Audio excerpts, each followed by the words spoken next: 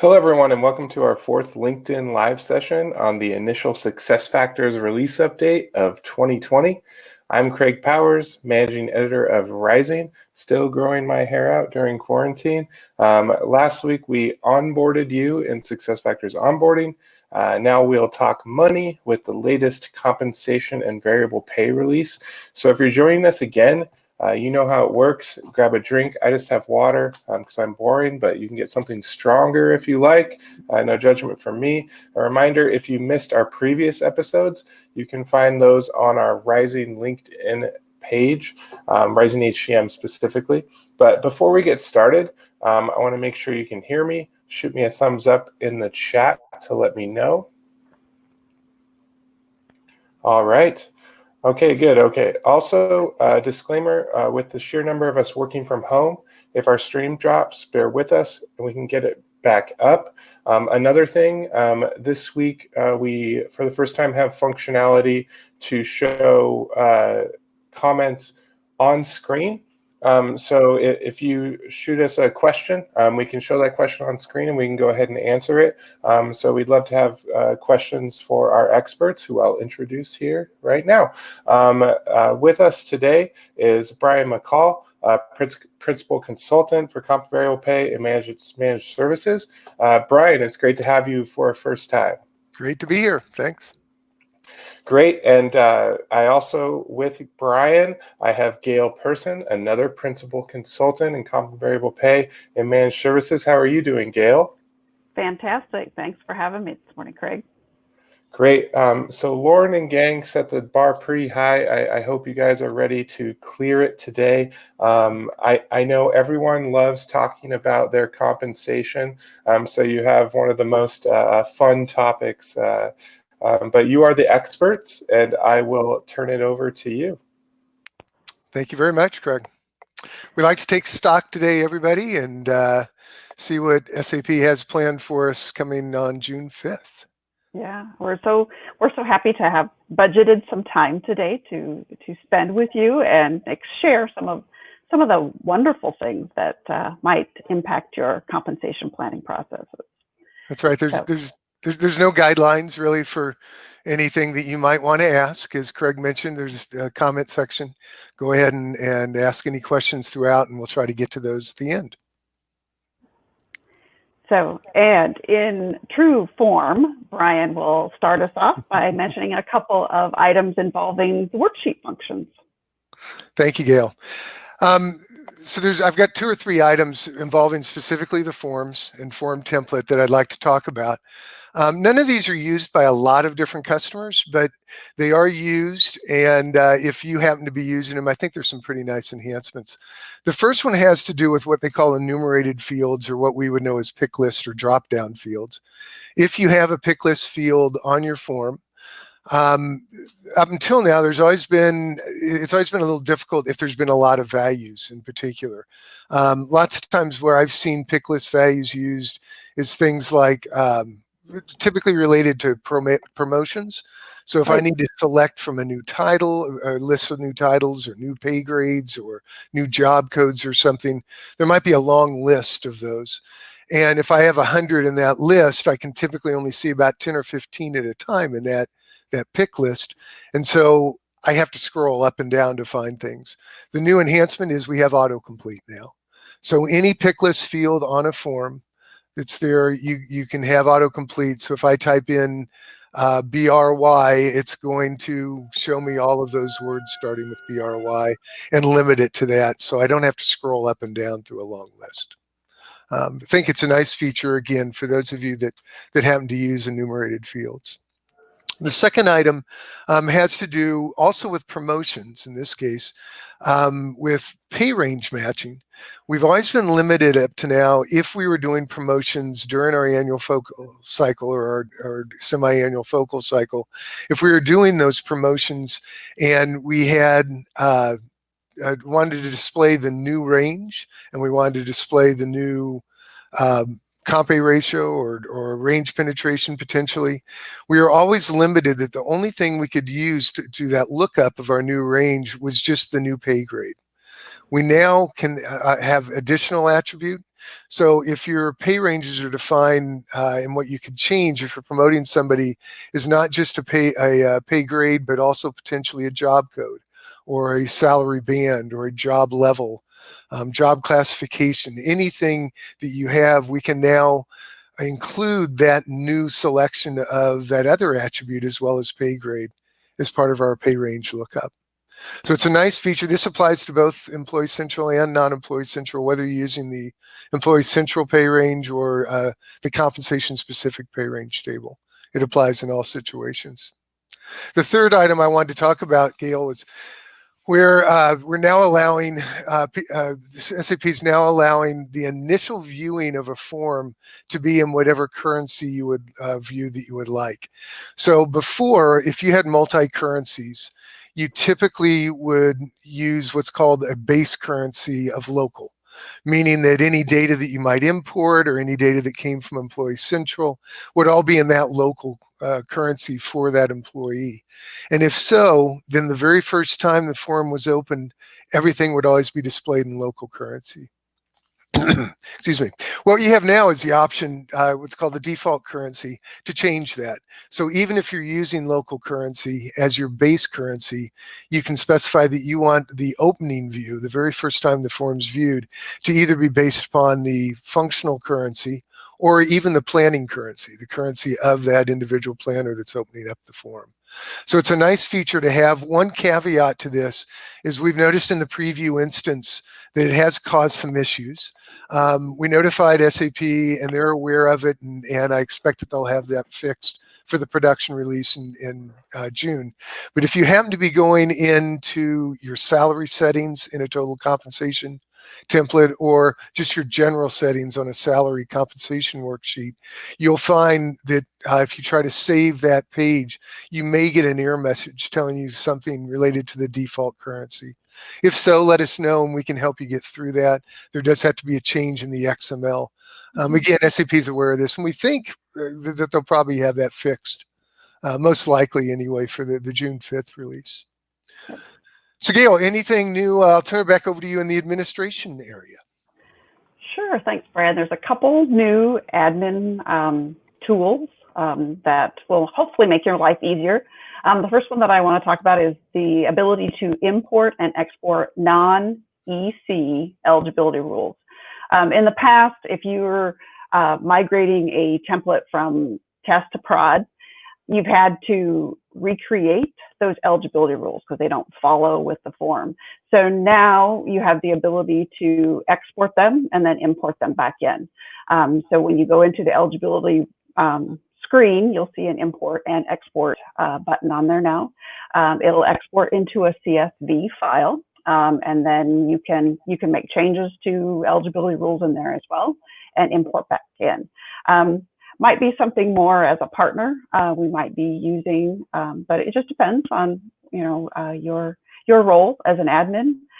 It can also be used within the same instance too. So if you create a new form or a new template and you want to use some eligibility rules maybe from a different template, you could then export it, import them back in as well. So just something to help make our lives a little bit easier. The next one has to do with some new check tools.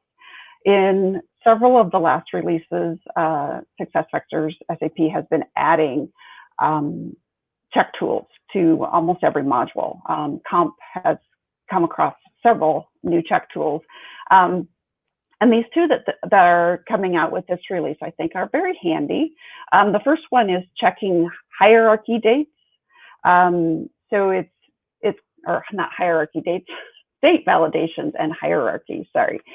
So the hierarchy is looking at your hierarchy and how you're doing your planning. So if you're doing the regular roll-up hierarchy or the standard hierarchy where you have one person at the head of your hierarchy and rolling everything up, this tool is going to check to make sure that you've got that person that you've said is your head of hierarchy with a no manager in their manager field, so that the hierarchy will create correctly. Or if you're using like Second Planner, Compensation Planner, it's going to look and make sure that that field for that head of hierarchy is blank. So it's checking those two things which can always throw us for a loop when you're trying to launch worksheets and nothing happens. So that's kind of a good way to check that. The other one is checking date validation. So it's looking at date fields to make sure that they are in the date format that is required: month, month, day, day, year, year, year, which can come in handy when you are using possibly a higher date in the eligibility rule. And if you have some garbage in your date fields, it's not going to apply that eligibility rule. I've been stuck by it before, so speaking from experience. So this is a tool that will help identify those fields that might not, or those date fields that might not be containing the correct date formats. So hopefully you'll find something in those two tools that will make your life a little bit easier moving forward. So Brian, what new adjustments do you see out there for total compensation templates? Total compensation templates, we've got a few. There's one that I really like. Let me go back to the release from last year, fourth quarter last year. There was an enhancement that was really valuable to all of us that utilizes Employee Central. When you're ready to publish the results of your planning back to Employee Central, up until the fourth quarter release last year, it was an all or nothing type of thing. You had to just publish everything. Now, in the fourth quarter of last year, they allowed us to publish either by an individual person or by a particular form, and everybody on that one form. Very valuable, because once you publish back to Employee Central, if you realize there's mistakes and you need to back those mistakes out, there's no undo button. So it's really nice now to be able to do some initial publishing, make sure that it's working right. And then once you know you've done some spot checking, you can go ahead and publish everyone. The enhancement this time is we're rolling that out to total compensation. It also is being rolled out to variable pay as well. So it is now applies to all three different types of form templates: the compensation, the variable pay, and the total compensation. Another item for the specific to total compensation is, for those of you that are not using total compensation, it is a mixture of a compensation form and a variable pay form, and it has those on separate tabs now, rather than having to actually go to two different forms to do both your bonus and your salary or stock planning. A total compensation template, when you create one, you typically go in and say, I want to use last year's compensation form and I want to use last year's variable pay form, and let's merge those two together. The enhancement this release is you don't have to include that variable pay form if you don't want to. So in other words, you can create a total compensation template that is just salary or salary and stock or just stock without the bonus aspect of it.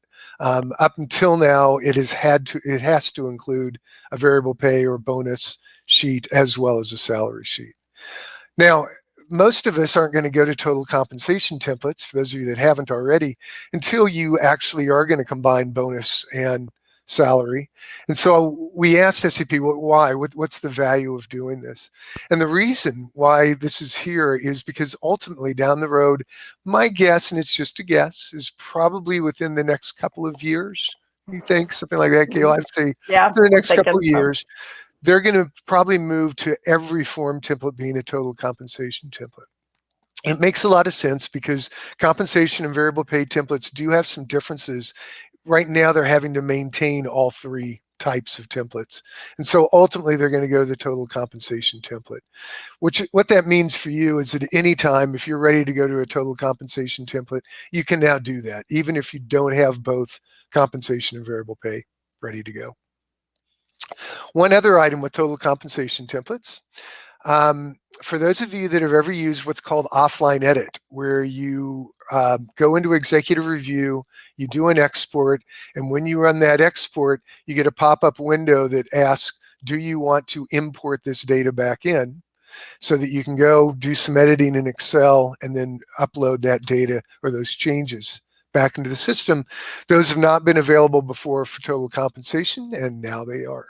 So you have that available for both compensation and total compensation. There is a caveat here. Variable pay is much more difficult to do that editing in Excel and reconcile it back with the form when you upload it, and that's still not available. So it still only applies to either a salary sheet or a stock sheet on your total compensation template. One last thing I think I'll say about that, Gail, because we've worked, I know we've worked with other customers using it for the compensation form in the past.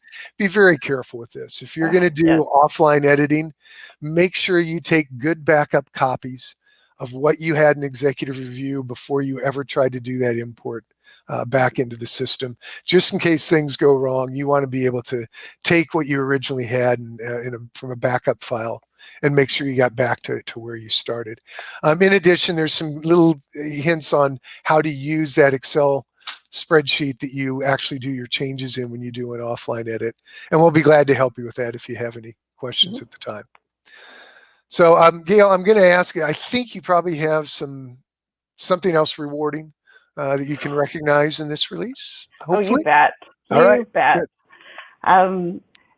If you're not familiar with the SPA Award Program, it's also known as the Reward and Recognition Program, SuccessFactors has been making a few changes to it in the last couple of releases. I think it was the fourth quarter release of 2019, they introduced a new partner or a vendor, I guess, a redemption partner for point-based award systems. It was XOXO Day was the redemption partner that was introduced in fourth quarter. This quarter, they're introducing Blackhawk Networks as another redemption partner. So you now have a different partner that you can partner with to redeem those points that maybe your employees are earning in their SPOT Award program. So you have to, have an agreement with that vendor in order to get that integration put in place. But at least you have that option now. A cheer out for Blackhawk Networks, by the way. One of my customers I've worked with. Yep. Reach out to them. They're very friendly people. Yep, good people. Yep, I've worked with them. A couple other enhancements to the SPOT Award program. A couple of them kind of resonate with some of the things that I've worked on in the past.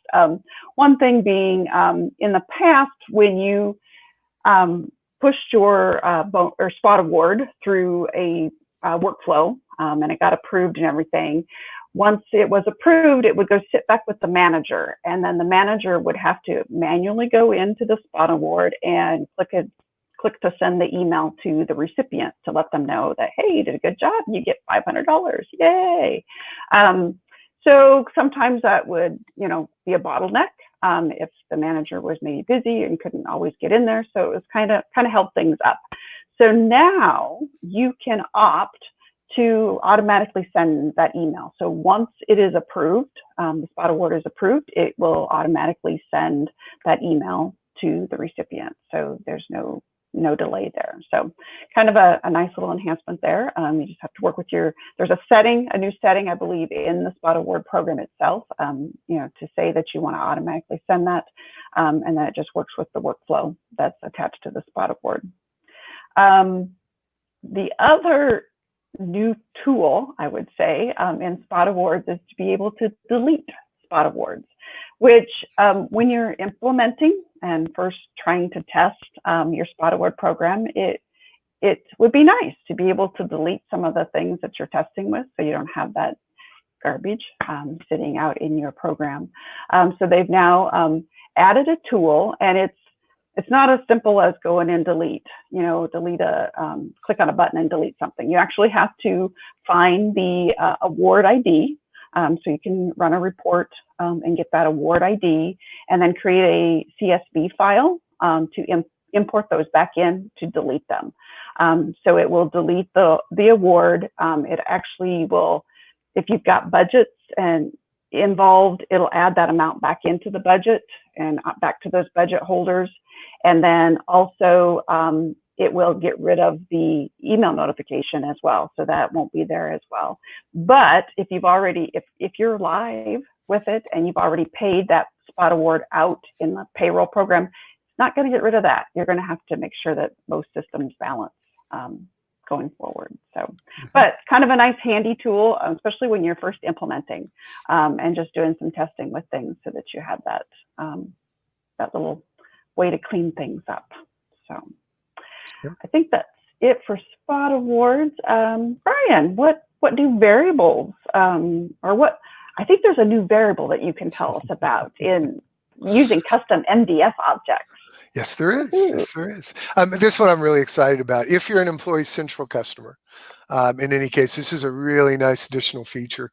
Employee Central customers, you've always been limited, if you will, to where you can source your data. It has to come from specific objects in Employee Central, your person info or job info or compensation info or one of the pay components. You now can bring that data in from an MDF object, a custom MDF object. You can create any number of custom MDF objects and bring in different data fields from different objects as well.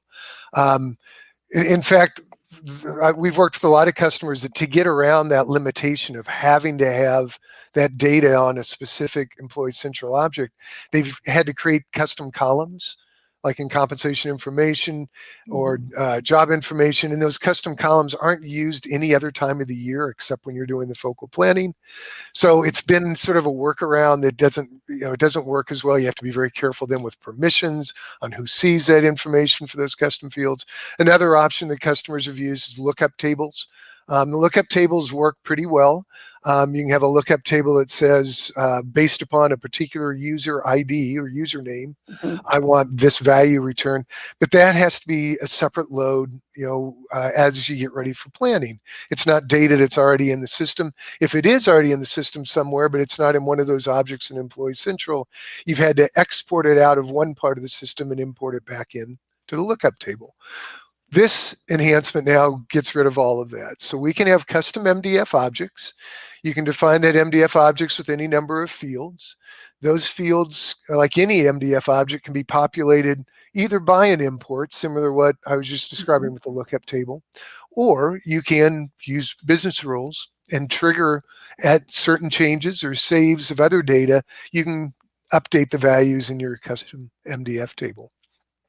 As an administrator, when you go and define the source of a field in the compensation admin, in the column designer or the design worksheet, you just go in and instead of choosing compensation information and looking at those fields, you would choose employment details. And then within employment details, one of your options now will be any custom MDF objects that you have. So those objects can come in, by the way, as string fields, as money fields, as whatever you've defined those to be on your custom MDF object. We've thought of a couple different use cases. One that I'll just talk about briefly is if you need to have data with a different effective date than your overall effective date for the form. So an example would be our salary increases are based upon the salaries at the time we start our process, which might be, let's say, February 1st. But we want to use our bonus payouts and everything calculated based upon, or for bonus, to be based upon the salary as of the end of the year, December 31st. It's been very difficult to do that in the past. Now you can just utilize a custom MDF object and store one of those two. In this case, in my example, it'd be the December 31st salary.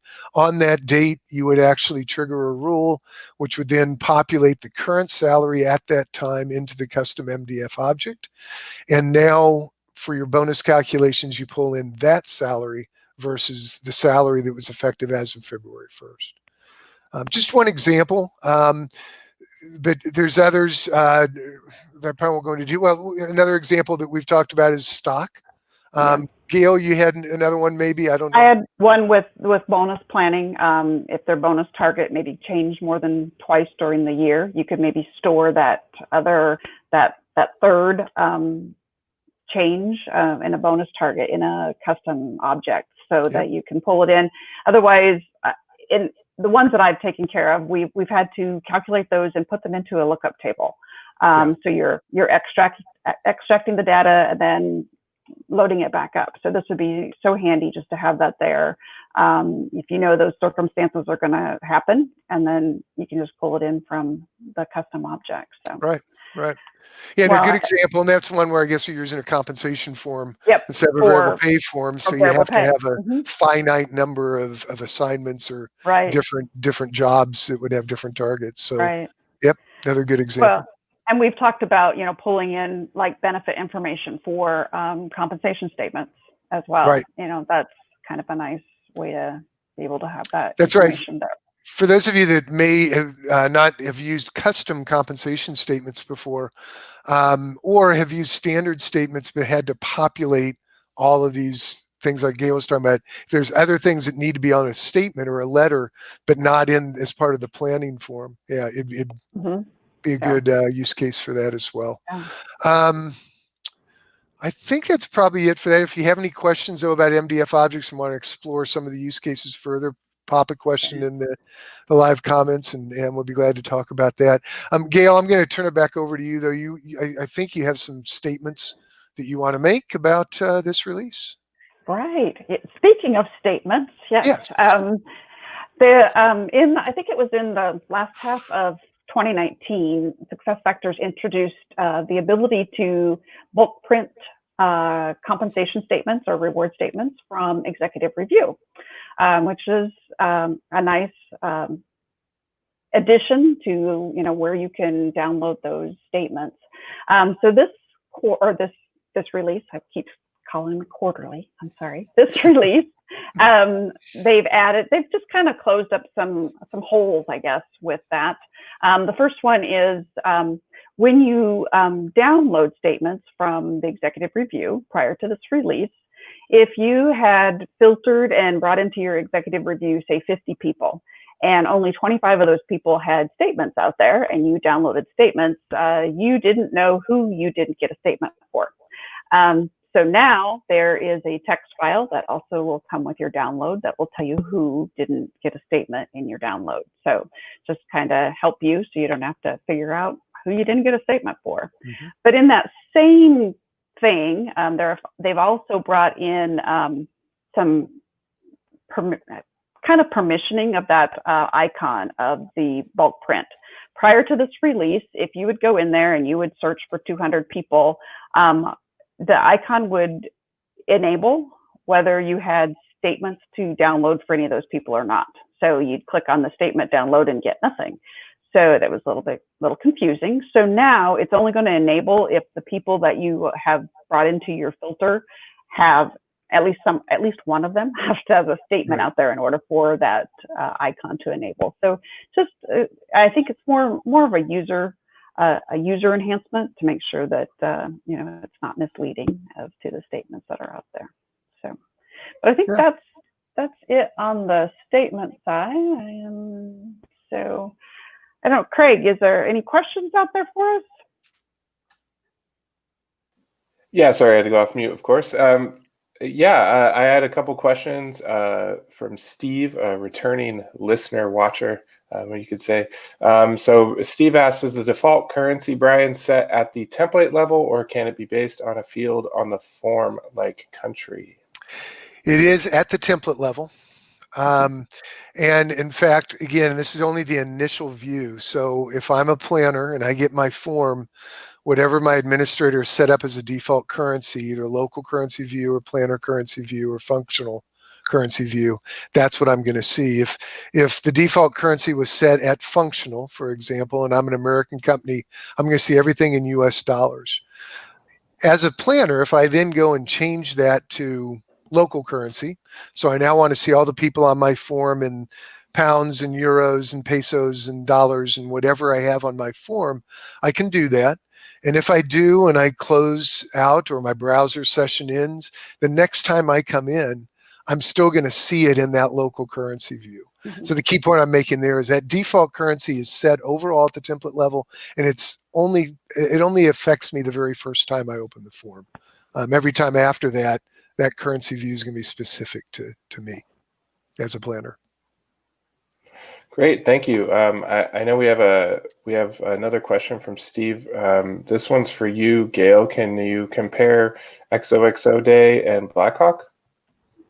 I really can't. I don't have any experience working with either of them, other than working with Blackhawk in other areas, but not as a redemption partner at this point. So Great. So yeah, it sounds like different functionality, but it's pretty new. Yeah. Yeah. So Yeah, I mean, Steve, just reach out to both of them and do a comparison. It's even if we did have, we probably wouldn't tell you to go to one or the other. They're both available, right? So, I personally have not worked with anybody yet that is using the redemption of the points on the spot awards yet. So, yep. Great. So it's new territory for everyone. Yeah, that's right. Yep. That's right. Great. I have another question from Tracy, our colleague. Is the statement bulk print by template? So I'm guessing in the statements, the bulk print functionality, is that by your template?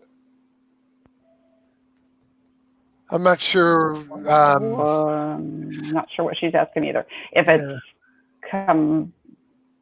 it's based on the template that you're running the executive review by, I mean, it can be a combined statement that would be running off of multiple templates. Oh, Gail, what that might be. So I think that's what she's asking.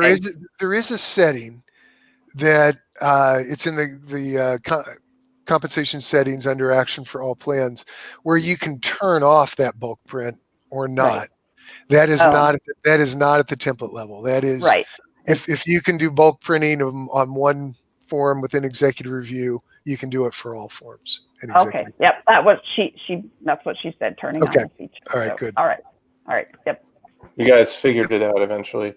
I do have one more question from me before we go. How can we add a custom object in SuccessFactors that can include LinkedIn live sessions in our compensation package? Ooh. I'm going to have to get back to you on that one. I'm not sure. Great. Well, good question. Yeah, thank you. I'm going to be looking into talking to my manager about that. So that's. I really appreciate you guys coming on. And you've done a great job answering these questions and great job giving all this information. Is there anything else you have for us? Not really. There are one or two other items, but they're really small. I don't think we need to take time on those. But if I think as long as we can let everybody know, just reach out to us if you have any other questions or any other comments, right? Yep. Okay. Right, and yeah, we have the contact info down at the bottom. If you need help managing those release updates, hcm@rising.com. Great people like Brian and Gail can help you out. So like I said, that's all we've got for you on compensation and variable pay. I do, before we go, wanted to shout out a webinar we're going to be having next month. So as we're going back to work, we are still having to manage employee wellness and risk.